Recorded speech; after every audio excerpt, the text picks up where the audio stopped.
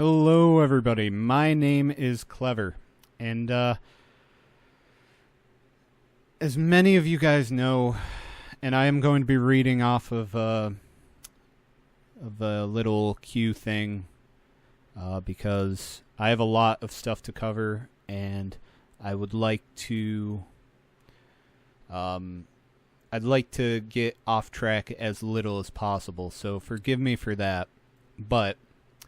As many of you know, recently Mr. Abrupt and I separated from our longtime girlfriends. And admittingly, we both took it pretty hard. I know Abrupt just talked about it, so I think it's my time to throw my hat into the ring. I have a lot of younger viewers and people around my age, so in a way I think this can be a legit man-to-man talk, an honest, real-life moment for some of us. And let's be honest, I just don't have anyone else to discuss this with, so you guys just have to deal and make a lol. I'm just kidding. Okay, super serious time, guys. When you first get a girlfriend and you realize you both mean a lot to each other and you become best friends, pay attention to that last part because it's important. When you become best friends are hard to come by. They are people you can share anything with, and nothing's off limits. They're there for you when you mess up, and they're there for you when time gets tough, or times get tough, rather. And after a few years with a person, you can very easily find yourself, for lack of a better term, finding comfort and solace in one another. But what happens when one person doesn't feel the same way about the other anymore? This is where issues that decide the course of your future together can either build you back up or break you down in a heartbeat. I'm going to be blunt about my specific situation. I'm going to be completely honest. I'm not leaving anything hidden. I'm going to tell you what you guys need to know so that you understand where I'm coming from. For me, I had dated this woman for 4 years. I was there all throughout college. She was my first and only, and she was amazing. I drove an hour every week to come see her, and as you guys well know, I work a lot, so I was tired, but man, seeing her smile made my week. The amazing thing was every summer she came back home and we lived just a few minutes away from each other, and yet we only hung out once a week. When we hung out, I'll be honest, it was basically every day in my room. We had sex and we napped. We probably went out to eat somewhere under 30 times in 4 years. We never went to see a movie together. We went to 2 sporting events. And we never went on any of the trips we wanted to go on.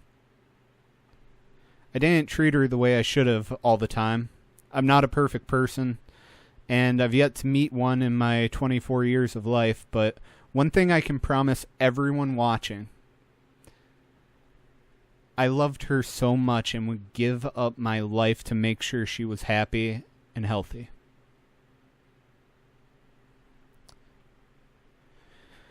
At the end of our relationship, neither of us were really happy and didn't communicate our problems with one another. Not long after, we broke up, as she said it was over and didn't feel the same way about me anymore. Now, obviously this hurts to hear, but I'd be lying if I didn't at least feel it coming to some extent. I worked all the time. I saw my girlfriend like 3 hours a week. We talked, and then I got a text from my now one-day ex. She wanted me back. At the time, I thought, no way, I don't trust you. Some stuff went down right before our breakup that she was going to have to answer for. Basically, she was acting like she didn't have a boyfriend, and, that wasn't acceptable for me. She had to fight to get me back, and to her credit, She'd tried for a while, until one day I noticed something had changed. I found out recently that what had changed is she met a new guy and just wanted to keep me as a friend, or probably a backup plan. Now, this is where knowing your own self-worth is tested, guys and girls alike. Please listen to this. If your relationship was so weak that instead of talking out your problems and working like hell to fix them, then the relationship is never going to work. I was this girl's best friend for about 6 years, and I was thrown to the side for a guy she met recently. She said he was sweet, and I truly do hope it works out for them, and that she's happy. I really do. But at the same time, I'm not going to hang around and be the second pick, the fallback. I was willing to work things out, and I laid everything on the line. I said, if you think we even have a chance to be together, you have to choose us this time and try to fix everything now, not later. It was then she told me that if he asked her to be his girlfriend, she would say yes, and if I did, she would say no. That's not love. And as much as I still do love her, every day, that's her decision and that's her choice. I had to let her go.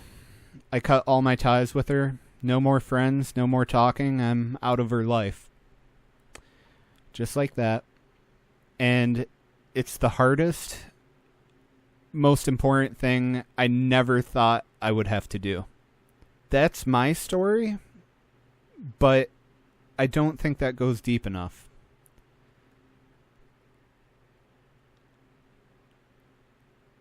What can you guys get out of my experience and what I've come to find in my life? My advice is simple, and I feel it can be applied to relationships of all ages. Number 1, be honest with each other. Even if it hurts, it'll be worth it in the long run. Number 2, if you are in love, fight like hell to get things right. If you made mistakes, work on them, preferably before a breakup. Number 3, if they ended it with you and immediately want you back, give it some time. Even if you still love them, breakups shake up emotions, and you want the real emotions, not a fictional world to live in. Number 4, if both people aren't willing to fight for the relationship, it's over. There's nothing you can do. I know it's hard. You can beg and plead. Trust me, I did. But love is work, and it can't all happen from one side. Number 5, improve yourself from your past mistakes.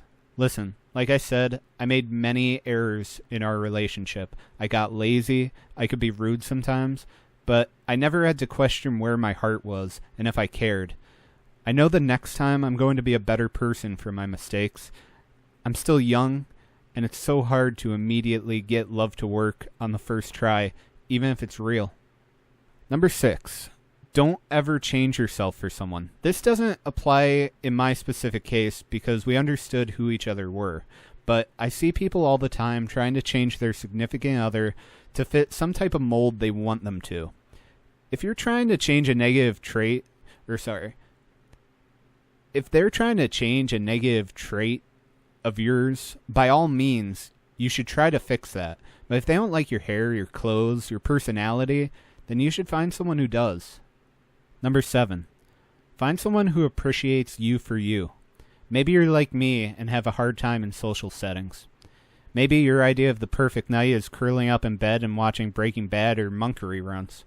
There's someone out there that will appreciate what you do and how you care. If you're working 40 to 80 hours like I was a week and find time for that special someone in your life, that's enough. I didn't find that time, and that's one of my biggest mistakes. Not everything needs to be a show for other people. I wish I'd spent more time with my girlfriend, and I wish I didn't make her feel like if she didn't want to do something, I wasn't going to be a jerk about it. I tried to show how much I cared through words and gifts, and that's not how you maintain a strong relationship. Number 8, talk. I'm so serious. If you aren't openly communicating problems and feelings when they come up, you aren't going to know what needs work. Imagine if you have a flat tire and your signal on your car never showed up. Then you're driving along and it blows up and you lose control of the car. The same thing happens with us. We don't give any warnings until we explode, and then all that's left is the debris of a once special love. Number 9. If someone finds someone else, there's no need to sulk about it. Be happy for them. But there's no need for you to be a part of it either. Being friends with a breakup is like shaking hands with a mugger for a good fight. If you're still in love, you have to cut contact. No more calls, emails, texts, no more social media. Whatever is meant to be is going to be, but remember, if they left you and didn't fight for you, that's how they really feel. You don't need to accept that as a second or even a third option. There's someone out there for everyone. And finally, 10. Love is complicated. Sometimes in life, we have to make tough choices, and that's just the hard truth of it. And it's okay to be sad, it's okay to cry. What it's not okay to do is take that out on anyone else. We all want that perfect storybook ending, but it's not always meant to be. And who knows, maybe one day they'll have a genuine change of heart. My good friend, his name's Tom, and he works with me. He and his wife broke up for 3 years and worked it out and are happier than ever now. Every situation is different, and you're accountable for how much you're willing to fight through. If that means waiting your whole life for someone to realize you were the one, that's your choice. If it means that as soon as someone dumps you, they've lost you forever, that's your choice as well. Perhaps the best way I can summarize love is that you should never regret being in love, no matter the heartbreak you face. It's a beautiful and special thing. Caring so deeply about someone other than yourself and being so intimate. Remember the good times and learn from the bad. Love as hard as you can, as much as you can, and strive to be the person your soulmate deserves. And if time chips away at your relationship, fight for it until there's no fight left. Love will always find a way to work its magic when you need it most and expect it least. I know this was a weird video. It's not something I typically do. So I just want to be open and honest about it. And this is hard for me. I'm trying to fight back tears. I don't want to cry on video. That's tacky. I hate it. I gave myself some time because I was a mess earlier today. And I just wanted to get it out there and share a little bit of my experience for anyone that might be going through something like this. It's hard, and you're not alone in it. You're not alone. And that's something that a lot of people can't find. So thank you all for watching this weird, out-of-place video. I needed to vent, and I felt like some of the things can help others. I don't believe I'll be doing another sappy full-length chat about my personal life again, but if you enjoyed or want to share anything, leave a comment down below. And I really hope you all know that I will always be here if anyone needs someone to talk to. I love you all. I just realized, wow, how much can I say the word love in one video? Thank you all so much. I can't wait to get into making regular content again for all of you. I appreciate everyone who stuck around through this lull in content. It's been rough for me. Not just this work, my health issues, and I'm just looking forward to having fun again for a little bit. As long as I can. And, yeah, you guys are just the most amazing crew I've ever been around on YouTube. And you're all so nice to each other in the comments, and You guys are so helpful in the Discord, and I really do appreciate every single one of you immensely. I'll see you in the next video. Bye-bye.